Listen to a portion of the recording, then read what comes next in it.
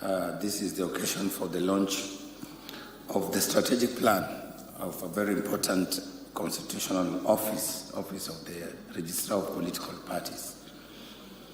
We all know political parties are our clients. Without political parties, I think IBC would not exist. Is that true? So we celebrate you, the political parties present here. We celebrate the office of the Registrar of Political Parties that establishes, that registers you and regulates our political parties. It is my great honor to join you today for the launch of the strategic plan of the ORPP.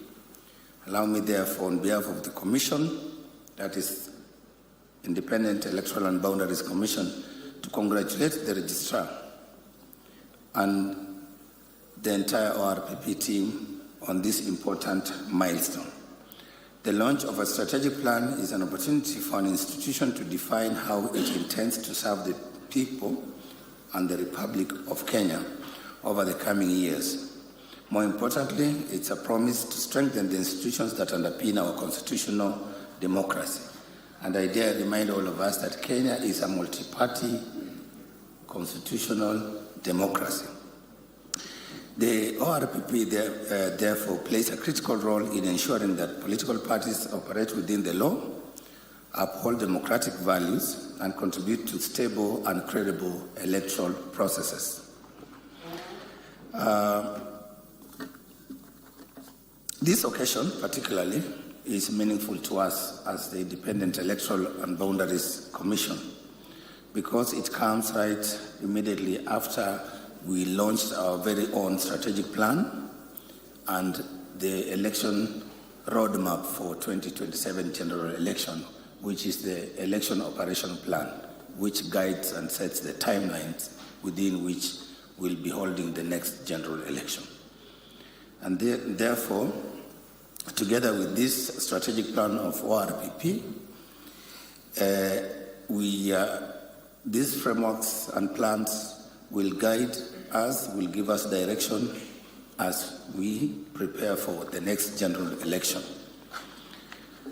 We wish also to reaffirm our commitment as IBC to working together and very closely with ORPP and indeed with all other stakeholders to ensure that we strengthen at every stage the electoral process of the Republic of Kenya, because it's our shared responsibility. As we move closer to the next election, I appeal to all of us to strengthen our institutions in order that we deliver a peaceful, credible, free, and fair elections come 2027. It is therefore essential that we collaborate and strengthen our partnerships, and particularly with ORPP, because the law requires us to work very closely in areas such as political party registration and compliance with the electoral laws. Because you are our clients, we need to work closely to ensure that we comply with the laws, to ensure that during the nomination of the party primaries and during that period within which we register the candidates to become candidates now, for us to prepare the ballots for them, we need to work closely. We need to strengthen political party oversight, working with PPLC within the tripartite arrangement. Ambassador Growth has spoken about campaign financing. We are on it. We are currently, the act is there, the Election Campaign Financing Act, but we had issues with the regulations. We can actually, as of now, IBC has the powers to enforce the campaign financing regulations in as far as the act is concerned. But the regulations had issues with the courts, and we were given some directions which we are complying with at the moment. So we are going through public participation, and we've invited all the political parties, the civil society, members of the public. We've published memorandum asking for their views because that's what the courts directed. So again, we will work on that, and I think tomorrow's forum Mr. Misati, the commission will be represented at the highest level. So that because we attach a lot of importance on campaign financing regulation. We need to sanitize the environment within which we conduct our elections so that...